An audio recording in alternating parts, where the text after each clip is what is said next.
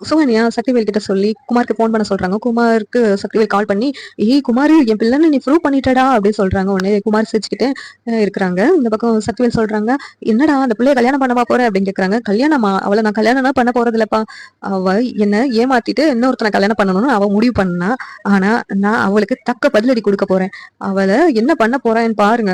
அவங்க வீட்ல உள்ளவங்களே என் பொண்ண கல்யாணம் பண்ணணும்னு சொல்லி என் கால்ல விழுந்து கெஞ்சணும். அந்த அளவுக்கு நான் பண்ண போறேன்" அப்படின்னு சொல்லிட்டு குமார் சொல்லிக்கிட்டு இருக்கான். தப்பா எதுவும் பண்ணிடாதடா அப்படின்னு சொல்லிட்டு சக்திவேல் சொல்றாங்க.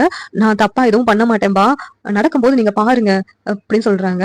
உடனேவும் நீங்க பெரியப்பாவ சமாளிச்சுக்கோங்கப்பா என்ன நடந்தாலும் அப்படின்னு சொல்றாங்க. நான் பெரியப்பாவ பாத்துக்கிறேன்டா அப்படின்னு சொல்லிட்டு குமார் கிட்ட சக்திவேல் சொல்லிக்கிட்டு இருக்காங்க. சுகன்யா குமார் வீட்ல இல்ல அப்படின்னு சொல்லிட்டு பாண்டியன் வீட்ல சொல்றாங்க. உடனே அவன் எங்க இருக்கான்னு சொல்லிட்டு தேடணும். இப்பவே தேடி கண்டுபிடிச்சிடலாம் அரசியை அப்படின்னு சொல்லிட்டு கதிர் சொல்லிக்கிட்டு இருக்காங்க. உடனே மீனா அவனை தேடுற வேலை எல்லாம் வேண்டாம். அவன் எங்க கடத்தி வச்சிருந்தாலும் அங்கதான் அரசியை கடத்தி வச்சிருக்க வாய்ப்பு இருக்கு.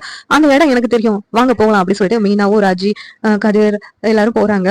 உடனேவும் அந்த இடத்தையும் கண்டுபிடிச்சாங்க. அங்க அரசிய வந்து கெட்டி போட்டு வச்சிருக்காங்க.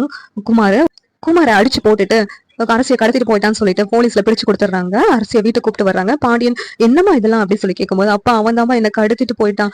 என்ன என்கிட்ட தப்பா போட்டோஸ் எல்லாம் எடுத்து வச்சுட்டு மிரட்டினாப்பா. உங்ககிட்ட எல்லாம் என்னால எப்படி சொல்ல முடியும், அதனால நான் சொல்ல முடியலப்பா அப்படின்னு சொல்லிட்டு அரசி வந்து பாண்டியன் கிட்ட ரொம்ப வருத்தப்பட்டு பேசுறாங்க. சரி முகூர்த்த நேரத்துக்கு டைம் ஆயிடுச்சு, எல்லாரும் மண்டபத்துக்கு போகலாம் அப்படின்னு சொல்லிட்டு மீனா சொல்றாங்க.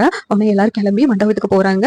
அவங்க பேசின பையனோடையும் அரசிக்கு கல்யாணம் முடிஞ்சிருது. பாண்டியன் ரொம்ப சந்தோஷமா இருக்காங்க. இந்த சீரியல் எப்படி இருந்தா நல்லா இருக்கும் நீங்க நினைக்கிறீங்கன்னு கமெண்ட் பண்ணுங்க. இந்த வீடியோ பிடிச்சிருந்தா லைக் பண்ணுங்க, ஷேர் பண்ணுங்க, சப்ஸ்கிரைப் பண்ணுங்க. தேங்க்யூ.